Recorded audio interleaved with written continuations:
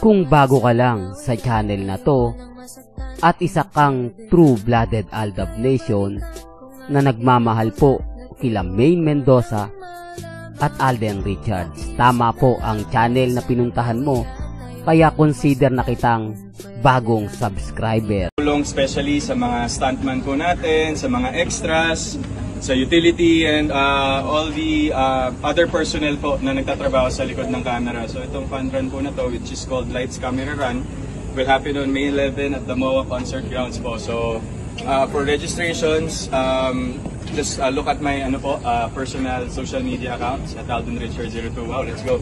So andun po yung QR code, and inasahan ko po na makita-kita po tayo sa May 11 sana. So General Australia, maraming salamat po for this chance, and sa lahat po na nandito, congratulations guys, and it was nice, a pleasure meeting all of you. Thank you po. Sana makita tayo May 11. Welcome back mga kaaldab. Ito na naman po ang inyong lingkod, si Mr. Destiny, at syempre panibagong update na naman po tayo. Ito yung mga pinag-uusapan, mga kaganapan kina Alden Richards at syempre kay Maine Polkerson. Mga kaganapan na kung saan nga po napakasarap pag-usapan.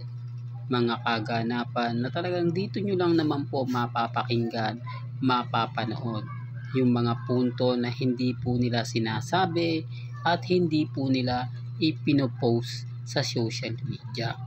Bakit nga? Dahil nga po tayo ang panalo. Tayo ang masasabing winner. O ba? Kaya nga po doon sa mga nagre-react at nagko-komento, nire-respeto natin yan. At syempre ginagalang po. Ano man po yung maging desisyon at pananaw po nila, wala pong problema. Ang importante lang po, mailahad ko po sa inyo o maibigay ko po sa inyo yung mga tinatago po nilang post na kung saan si Mengay nga po ang nagbibigay din ng mga kaganapan. Real to kaya mga kaaldab, gaya nga po ng post ni Mengay na katabi niya yung alon. May mga punto mga kaaldab na mapapaisip naman po sila. Di po ba? Kaya mapapansin mo rito yung palubog ng araw. Sa dami kasi ng mga post ngayon, mas ito yung pinag-uusapan. Ito yung mga katanungang, kailan nga po ba ito kinunan? Kailan nga po ba ito nangyari? Kasi noong 2024, hindi ganyan ang buhok ni Maine. Pangalawa, kasama niya sina Congressman Arjo. Di po ba? Alam niyo po ba yung mga kaaldab? Kaya nga sabi ko sa inyo, bago lang yan. Ang tanong, kailan nga po yan? Di po ba? Kaya nga po yung sinasabi ko na ito po'y kuha nung kaarawan ni Mengay na nawala po siya ng 1 buwan. Abay, marami pong nagre-react. Marami pong nagsasabi na hindi daw po yun totoo. Wala daw pong katotohanan yung mga sinasabi natin. Pero bakit nga po ba nila to inililihim? Bakit nga po ba may mga post si Mengay na mapapaisip naman po kayo? Kailan nga po ba siya nag-beach? Hindi naman pwede ngayon lang tapos kinabukasan uuwi na, di po ba? At syempre may kita yan ng karamihan. Maraming mga tao, parang may kita mo na talaga yung private yung lugar. Di po ba? Ibig kong sabihin na wala ganong naliligo, pansin mo yung view. Di po ba? Wala man lang po nagpapapicture kay Maine na dapat magpapakakalat na yan sa social media. Yung tipong ganun, pwede nyo sabihin sa akin o ipaliwanag na fake news ako kung ito po ay tag-ulan. Ito po ay hindi summer. Di po ba? Napakarami ngayon nagsuswimming. Halos pong maraming kapitbahay namin, puro swimming po sila sa beach, sa swimming pool. Di po ba? Kaya nga sabi ko sa inyo mga kaaldab, pag ako nagbibigay ng update, lahat yan kumpletos regados. Ano man po yung mga post nila, ano man po yung mga nakikita ninyo, napapanood, napapakinggan, lahat po yan 101%. Yan ang katotohanan na ayaw po nilang makita. Yan ang katotohanan na ayaw po nilang marinig. Yan yung katotohanan na paminsan-minsan po kailangan nating ipakita o kailangan nating iparamdam yung mga bagay-bagay o yung mga punto na talagang hindi mo inaasahan. Yung punto na bukas sa makalawa ay magbabago na. Hindi po ba? Hindi, real talk yan mga kaaldab. Kaya nga sabi ko sa inyo, ako kampante lang po ako. Matatag. Hindi po ako nagpapa-apekto at never po tayo nagpapadala sa mga issue. Kaya nga relax lang po si Mr. Destiny. Di po ba? At syempre, promote na rin po natin. Bukas na nga po, ang libre lang po ang mangarap kay Mengay. Di po ba? Dahil sabi ko nga po sa inyo, sobrang namimiss na po natin yan. Na magkasama nga po sila ni Alden Richards at ni Ming.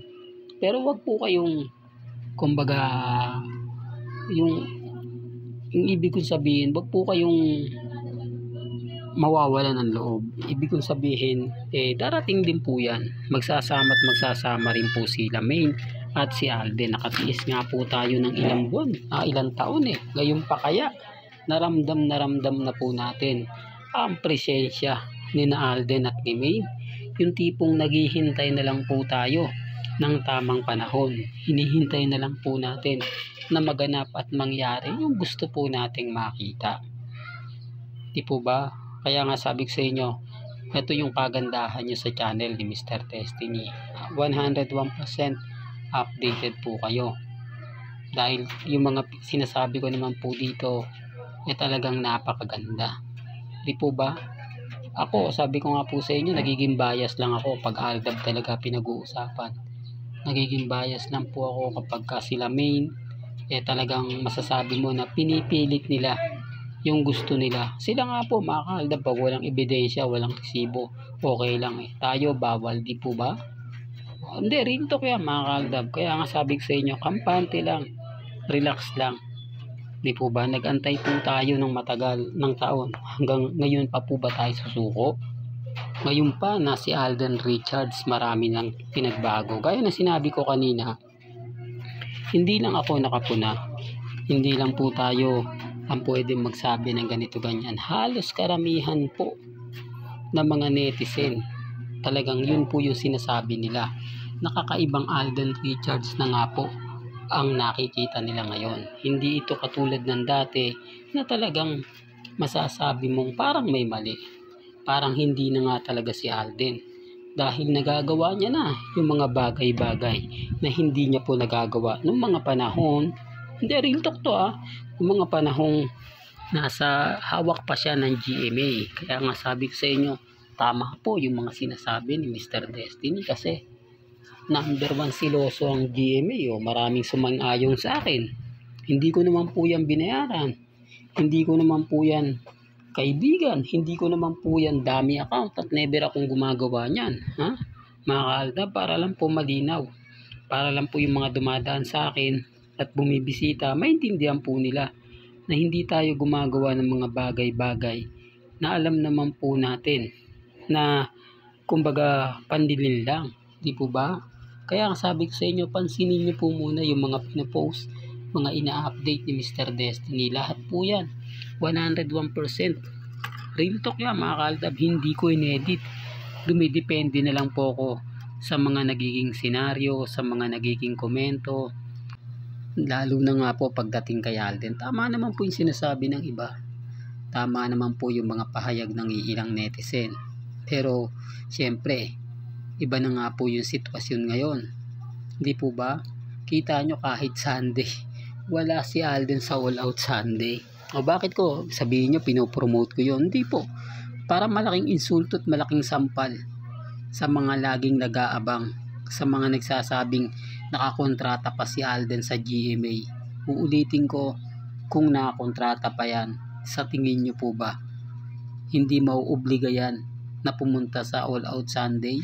Ngayong maraming artista ang hindi na dong kilala, tanging nagtsatsaga na lang po ba sila?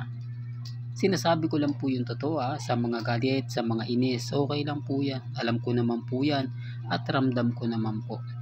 Walang gandito na lang po ang ating latest updates. Kaya kung gusto nyo pa po ng pinaka-latest at sariwang update, Abay tumutok lang po kayo dito po sa channel ni Mr. Destiny para updated po kayo sa mga bago at sa mga latest na i-upload po natin maya-maya lang.